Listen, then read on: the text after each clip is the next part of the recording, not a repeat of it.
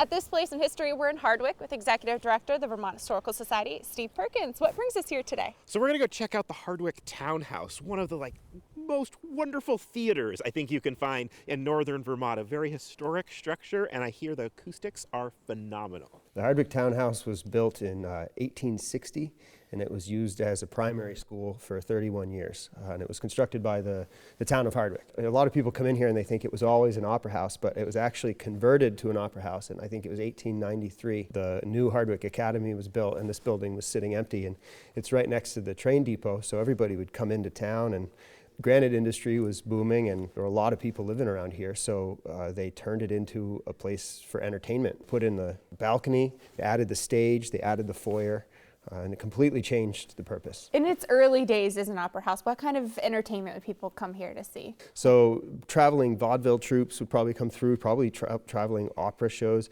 And when trains connected America before the major roadways, I imagine that all sorts of different entertainment passed through, plus local events, civic discourse, anything you needed to see and be seen probably could happen in this room. Hardwick saw a major downturn after the granite industry left, and modernity kind of caught up. The population went down, and I don't know specific years or anything, but this building was basically abandoned, and the town had kind of let it fall by the wayside. And in 1970, a group called the Craftsbury Chamber Players began performing here. They had started a few years prior up in the Sterling College campus in Craftsbury Common, and they needed a slightly bigger venue, and so they started doing a summer series.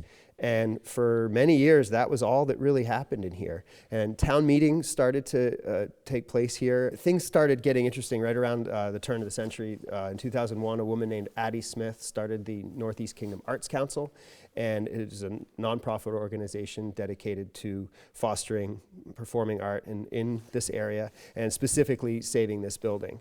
And the space has really turned from what was a defunct historic building, or really an antique falling into disrepair, has turned into a fully usable multi-purpose space. So I've heard there's some beautiful painted curtains in this space. Can you tell us a little bit about them? In 1903, a gentleman by the name of Charles W. Henry came to Hardwick, and they used locally sourced fabric, and he painted these two historic drapes on site. They're massive pieces of work, and they as well kind of declined in quality over 100 years, and then in 2003 they were fully restored. So we have these beautiful drapes that come down and really divide up the space or provide a nice theatrical backdrop. What is it used for then today? The Hardwick Town House is used for, first and foremost, it's a performance venue. Plays from schools. There's the Craftsbury Chamber Players continue to perform their concerts throughout the summer.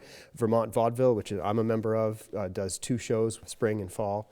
And there are weddings that happen here. Conferences happen. We're hoping that a dance party of some kind is going to be beginning. That's maybe, hopefully this year that'll happen. Anything where people can gather and want to listen to something or watch a performance, this place is meant for it.